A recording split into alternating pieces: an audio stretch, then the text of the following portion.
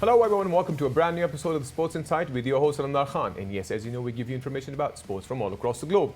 You guys can surely reach out to us on our social media handle, which is at the rate of Indus News Sports. That basically works both for Twitter and for Instagram. But anyways, we'll go to the headlines first.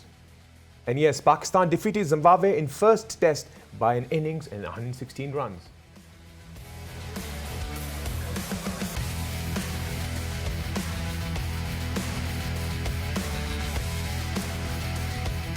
And yes, from the world of golf, Sam Burns securing the first maiden PGA Tour title on the Valspar Championship.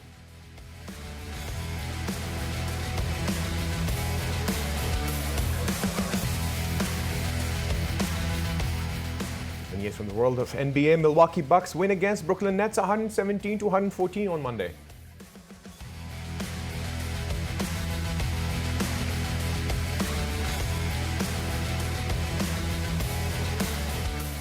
And yes, from the world of Premier League, Manchester United versus Liverpool, the match postponed after anti-Glazer fan protest at Old Trafford.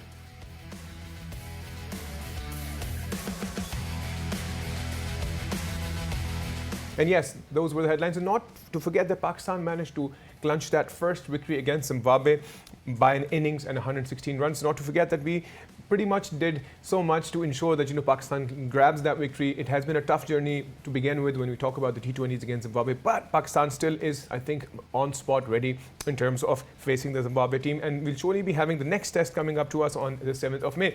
But to discuss this current test, we have with us our former cricketer Mohammad Awais with us. Awais, welcome to the show. Thank you so much. So, Wes, what's your take on the final victory that Pakistan managed to get? Obviously, Zimbabwe was all out 176, then Pakistan managed to make that 426. And yes, Fawad Alam surely being on the top notch for that. And not to forget that then Zimbabwe managed to be all out again for 134. So, what's your take on the entire match?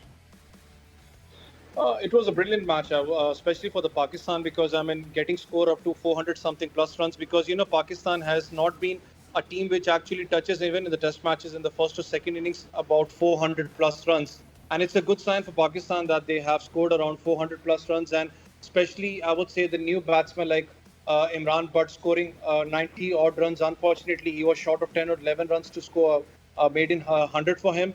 Right. The batsman coming back into the party, and especially about Fawad Alam, you mentioned a batsman who has converted all his 3 or 4 50s into hundreds. That's a milestone for him. And it's a big question mark on the, I would say, especially on the people, on the people of Pakistan Selection Committee who have been keeping him out from such a long period of time from the Pakistan team. He comes back over here, just not the Zimbabwean team.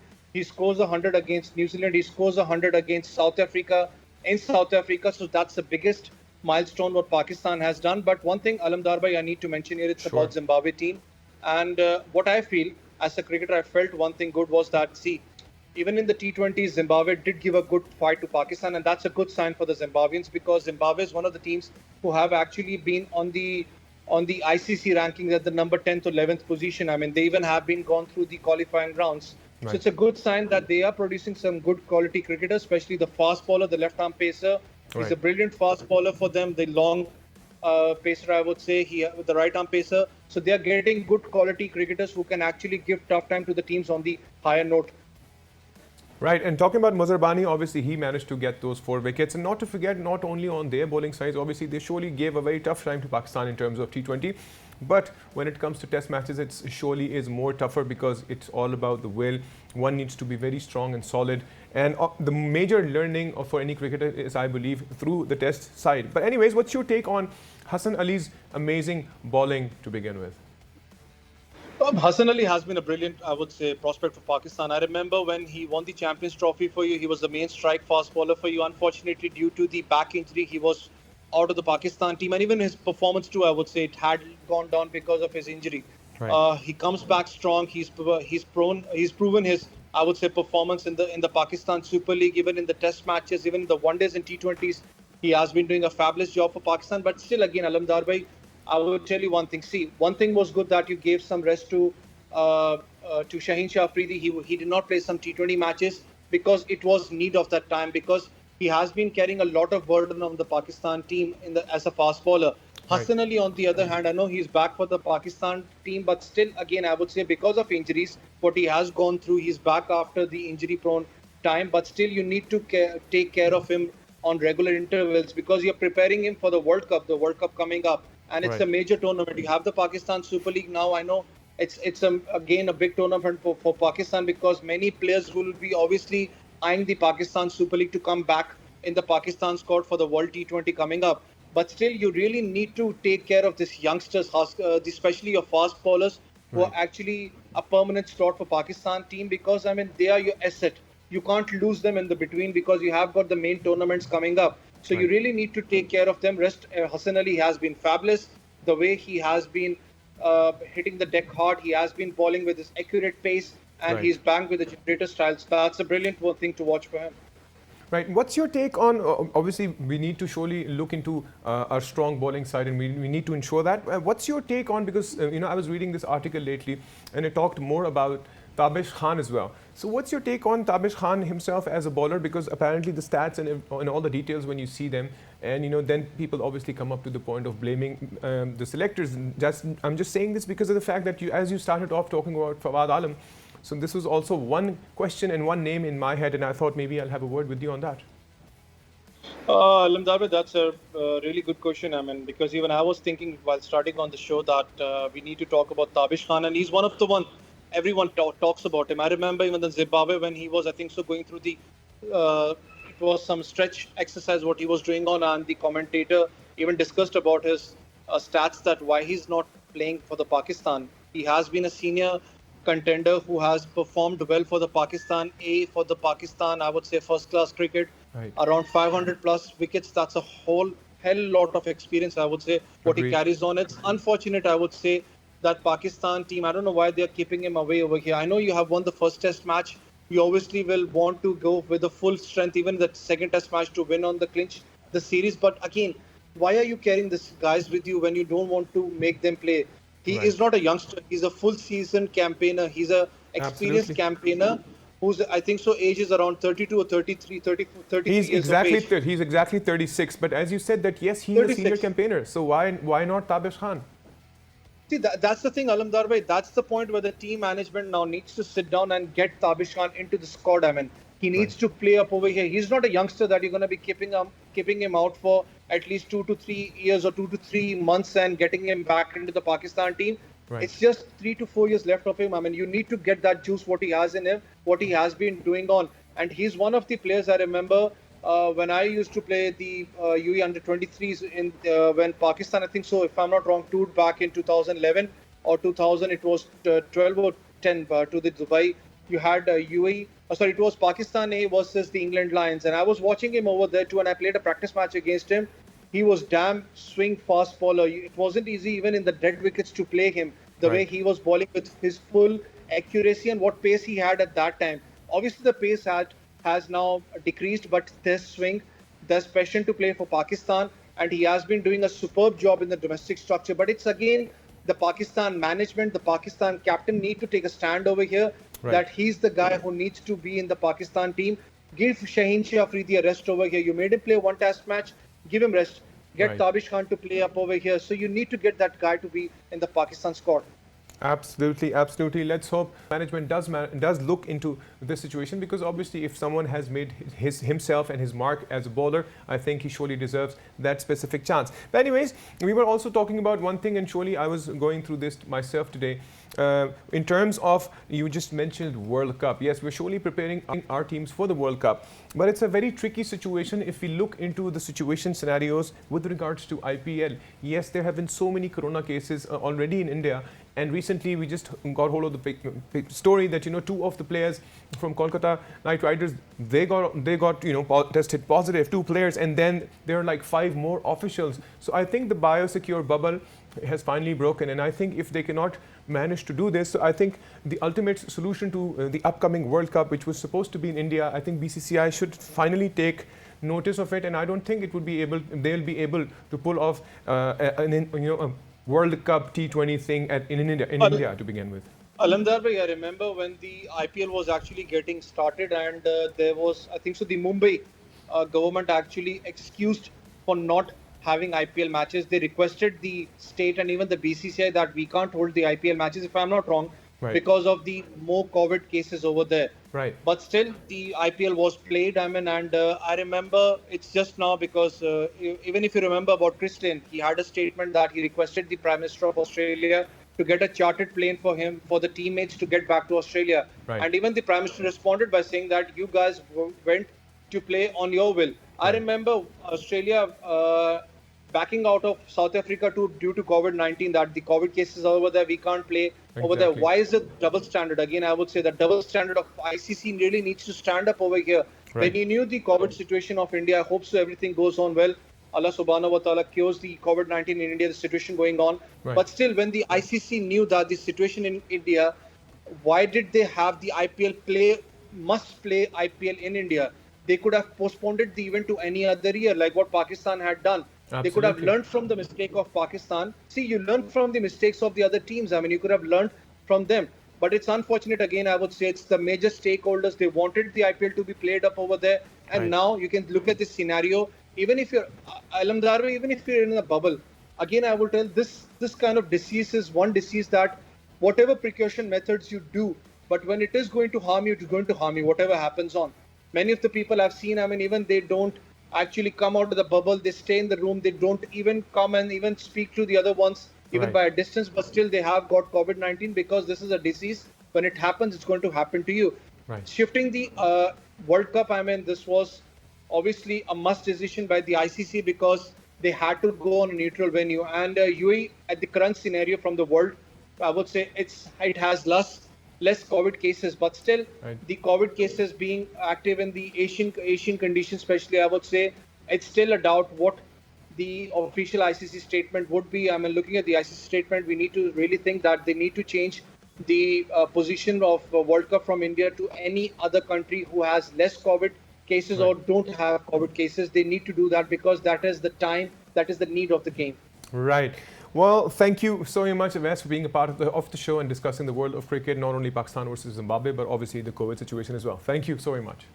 Thanks so much, Arunda. Thank you. So that was obviously an interesting intake with regards to obviously the last thing that we talked about is the World Cup, T20 World Cup, which is supposed to happen in India, but due to the current situation scenarios in India and the COVID rise, it's really, really tricky. Now they have a lot of people in the IPL who have tested positive. It's a sad news for the world of sports. It would surely be growing, but let's hope for the best that they manage to take care of it. Anyways, guys, we'll take a quick break, and once we're back from the break, there's more news coming in from the world of sports. Till then, see you guys after the break.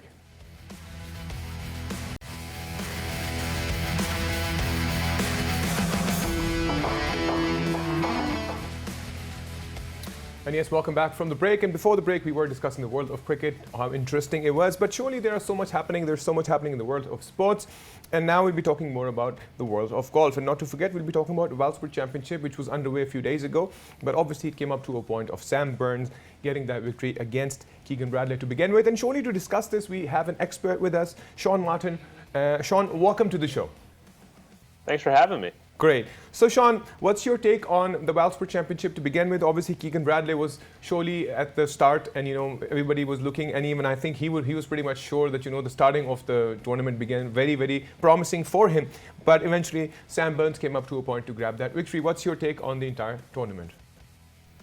Yeah, I think Keegan Bradley's probably a familiar name for a lot of people, a former major champion, and even Max Homa, who started the day one back, having won earlier this year at Riviera at Tiger Woods tournament. Probably people know his name, but Sam Burns is a promising young player, a good prospect. He won our national collegiate title when he was at Louisiana State University, and some may remember him from 2018. He played in the final round of the Honda Classic with Tiger Woods and actually beat him by 2 shots to finish in the top 10. He got a lot of attention for just handling himself so well under the pressure of playing with Tiger for the first time PGA Tour without a victory. It was another close call for him, but he's still searching for his first win after a decade on the tour. Well, if we look back into the situation scenarios in terms of the world golf, obviously this is Sam Burns' first maiden victory in the PGA Tour, if I'm not wrong. And looking back into the major people coming in and getting those victories, if we look back into the Masters, obviously it was also Hideki who actually managed to take it. So do you see some sort of developments in terms of all these amazing golfers who are actually struggling or who have been struggling? But now obviously Sam Burns will surely be one of the names. So what do you think? How is it evolving more? And the new players who've actually been trying to step in and make their mark, how is this evolution of the players coming along so far? Yeah, I think part of it is just a testimony to how difficult it is to win and how difficult just the game of golf is. We saw it with Jordan Spieth, where he seemed, on a Tiger-like trajectory. In 2017, he had won 3 majors before turning 25, and then he goes 4 years without winning. Even with Rory McIlroy, we're going to Kiawah Island for the PGA Championship in a few weeks, and Rory won there by 8 shots a year after he won the U.S. Open by 8 shots, and he and Tiger are the only 2 players to win majors by multiple majors by 8 or more shots. And so, even Rory we thought would have more than 4 majors at this point of his career. It's just there's so many ups and downs and lulls in a golfer's career. Just I think because the line is so small between victory and not, and only one player can win each week. There's only 4 majors each year, and so I think it really is just a testament to how hard it is to win, and you just have to keep knocking on that door. And I think Sam kind of showed that. He's been in contention many times this year. He's led the most rounds on the PGA Tour this season, but then finally actually got the win. Right. If you look back into Sam Burns, he was 3rd on the Genesis Invitational, so I'm sure you would that as well. So what's your take on his performance back then to what he performed and how he performed now? Yeah, it was interesting at the Genesis. He was 5 shots ahead with after 2 rounds, and you really never see a margin that large after 36 holes. But he said at the time he was kind of struggling with his swing, but his putter was on fire, and he was making tons of putts. And so even going to the weekend, even though he built up this huge lead, he was feeling a little bit shaky with his full swing, and it finally caught up with him. He did shoot a final round 69 after starting that final round with the lead, and shooting 69 at Riviera is a very solid round. He just got passed by Max Homa and Tony Finau and finished 1 shot outside of the playoff. But those were all learning experiences that led to today, and you need some of those failures on Sunday to finally get into the winner's circle for the first time. Right. And before this tournament was starting, there was surely some COVID positive reports that actually had come in. Some of the players had to opt out. We still have not a lot of information about how exactly is the biosecure bubble in place, or how does the biosecure bubble works for the world of golf? Yeah, I think there were 4 positive tests, I believe, this week, which is the most we've had in a very long time. Players have felt very safe about traveling. Luckily, none of the illnesses have been very severe cases, as far as no players have been hospitalized or anything along that. So I think players feel safe competing and traveling. They know what to do. A lot of the responsibility falls on them, what they do away from the golf course. But they know how to, a lot of them get private housing, ordering food and staying indoors or staying out of public. So I think a year in now, I think most players have felt very comfortable and continue to compete. And there will be some positives. I think that's just the nature of the virus. But luckily, there's only been no more than just a couple each week, if any. It's basically not, golf is basically not more of a contact sport to begin with, because I think when it comes to teams and obviously them being in touch surely brings in more risk. But I surely understand that the PGA and all the golfers will surely be taking care of that biosecure bubble situation. But is it as different as it's, for instance, if it is for a cricket team or a football team? Is it different than that, or is it like individual basis that they manage all the situation, the corona stuff? Yeah, I think it's very much individual. Each of these guys kind of travel with their own teams and families. They've got their caddies and their swing coaches traveling with their family as well. And I think they all know how to best handle and do what they need to do to not test positive, because they know that if they do, they have to withdraw. And then golf itself, I think we've seen a lot more recreational golf in our country, frankly, right. Because being an outdoor sport, it's very easy on a golf course to socially distance because it is such a large piece of land. So golf itself has been a great outlet for people during these times. Now things are slowly and gradually moving onto the positive side. I think a lot of people are getting the vaccines out there. Do you think, and I'm sure there was a lot of impact not only in the world of golf, but I think in the world of sports everywhere. So how do you see this upcoming 2021 situation? Because there were a lot of tournaments that have actually been postponed, and there have been stuff that had to happen earlier, but now are happening way after time. So how do you see that impact in the long run for the world of golf? Yeah, I think things are slowly getting back to, I don't want to say normal, because there's still plenty of things that aren't normal. But for example, we had fans this week at the Valspar Championship. We've had fans at a handful of tournaments, and without incident. There's been no ties to outbreaks based on having fans at a golf course, because again, you're outside. The PGA Tour works very closely with local health officials to make sure that the tournaments are conducted in a safe manner. Players are getting vaccinated, and then therefore they don't have to necessarily undergo the tests on site. So I think as more players get vaccinated, as we have more tournaments with fans, and we see that they're not a cause of any problems related to coronavirus, I think we slowly can see golf get back to what we're accustomed to. They're definitely much smaller galleries than before COVID. We haven't gone back to a full capacity, and there will be some tournaments. For example, the U.S. Open will have very, very limited fans, but I think slowly, we're seeing what we can safely do each week. Right. So let's hope that things do shape up in which is the biggest tournament that is underway or is the upcoming, and let's hope by then things are in control with regards to the coronavirus situation all across the globe, because I think surely all the players who are actually out there, they surely need the applaud, the cheers for sure. So how do you see, and which is the biggest one that's coming, and let's hope that we manage to get over at least the major wave of the coronavirus. Yes, definitely. And, the next major tournament is the PGA Championship. There's 2 more events before we get to the PGA. We've got the Wells Fargo Championship next week at Quail Hollow. Max Homa, who's a very popular player, is the defending champion. It was a victory for him after a really long, kind of drastic slump in his career. After he was another guy like Sam Burns, who came out of college as a very promising player, but he struggled early in his career, kind of made a comeback, and then won his first title at the Wells Fargo, and just a name that some may know because of his popularity on Twitter. He's a very clever and funny player who interacts with fans. And right. After that's the AT&T Byron Nelson, and then we've got the PGA Championship, and then we continue on to the U.S. Open, and then our first Open Championship since 2019, since they weren't able to hold one last year. Right. Let's hope for the best. Sean, thank you so much for being a part of the show and sharing your in-depth analysis with the world of golf. Thank you. Thank you.